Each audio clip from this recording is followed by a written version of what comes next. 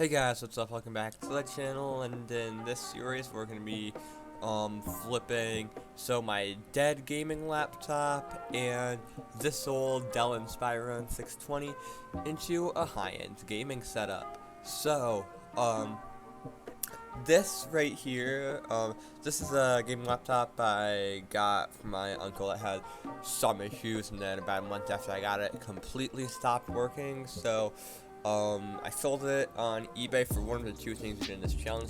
This one sold for 150 bucks, plus they paid the $8 shipping. And what happened to this laptop was basically it wouldn't power on. It would just, it would show light when you plugged it in, but it would never actually fully power on. So this laptop with a i5, some sort of 6th gen i5, and 8 gig of RAM and a GTX 960M, sold 4 parts.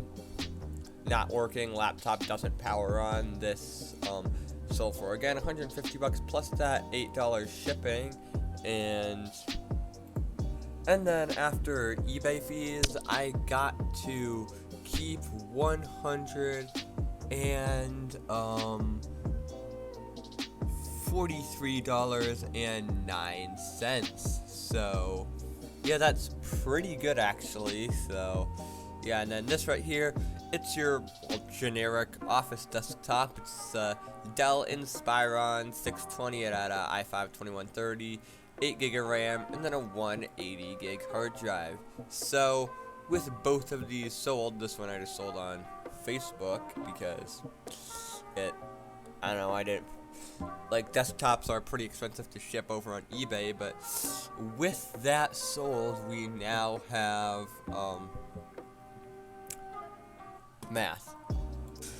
we now have $213.09, so that's what we have to roll into the next PC. Let's start talking about that again.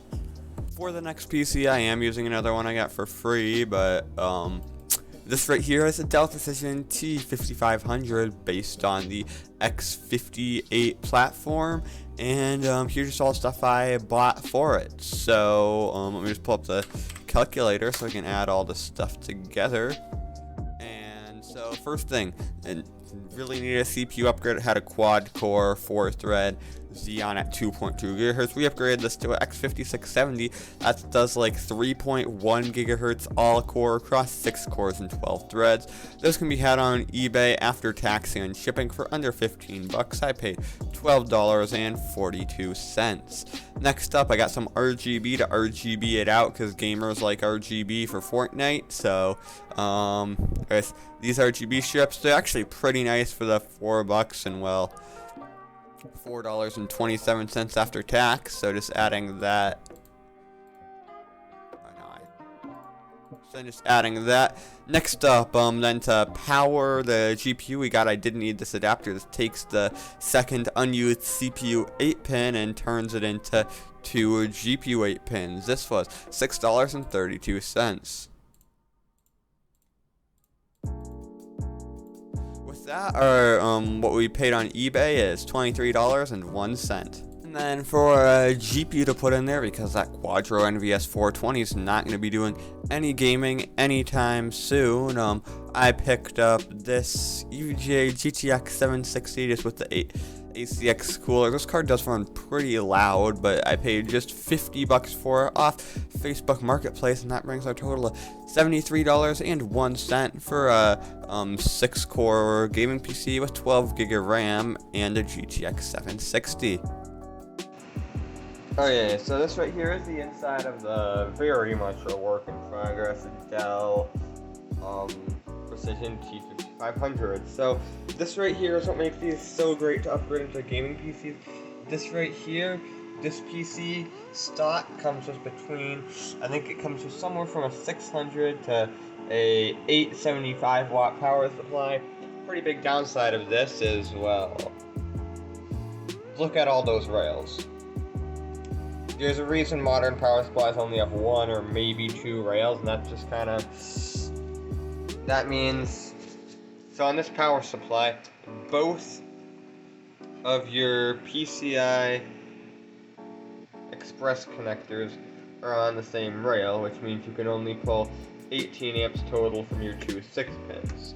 So there's a pretty easy way to get around it, and that's one of these. This right here is a CPU 8-pin to dual GPU 8-pin adapter, and this basically allows you to convert a CPU 8-pin to 2 GPU 8 pins, and that's pulling power from a different rail. So with this, you can put pretty much any GPU you'd reasonably want to in here. Probably the biggest downside of this whole PC is that there's a blower fan on the motherboard. That's not very good. It's normally when you're running it, the AC is running right now, so it's kind of loud, but normally if the room's just quiet, that you can definitely hear it, and it's a kind of irritating noise. So now for what I upgraded on here. So under this heatsink, Xeon X5670, definitely worth it. This fan right here, stock shouldn't be here. Normally the only two fans in the system are the two fans there and then there. But I soldered this fan into that fan, so now we have two fans doing a push-pull configuration for the CPU. That dropped our temperatures by about 20 degrees, while also making it so that there's no fan control, so I can't actually say how much to drop the temperatures. But drop the temperatures by 20 degrees, and the fan RPM now at max load is about 1,000, whereas it used to be it hit about 2,000, which was pretty loud. So you definitely need that. So this PC has 12 gig of RAM. It'll be pretty cheap to. This PC has 12 gig of RAM. You could pretty cheaply upgrade to 18 or 24 because it has 6 slots, which is pretty nice. Now for the Rgb Strip Modification. From the front, it's pretty hard to see right now because it's bright in here. But alright, here's what the Rgb looks like. It's really bright, which is nice. You can't dim it with the remote if you would want, but this is it with the lights on in this room. This is really the brightest this room ever gets. And the Rgb is looking nice. And it also does shine through the back, which also looks pretty cool.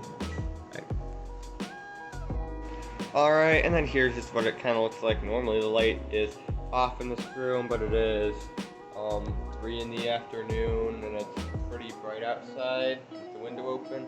But this is what it just looks like, kind of under normal circumstances, and it is looking pretty nice, with it also looking pretty nice with all the Rgb going out the back. This right here is a remote that controls the LED strips we put in. Let me just quick put the brightness up to max. And I have some footage of what this looks like when we close the case. But I have LED strips all through there, through pretty much the whole PC, and it looks pretty great once we get it all back together. This right here is how we're powering it. This right here is you could definitely just solder it on to the normal state LED. I wasn't really comfortable doing that because these power supplies are very expensive if I would break it, but I soldered onto one of these. This is the SATA to 6-pin adapter. You can get these for like $2 on eBay if you're not comfortable soldering directly to the power supply. Other than that, that's really all the modifications I did to this case, so I'll get this closed up and I guess show off the Rgb a bit.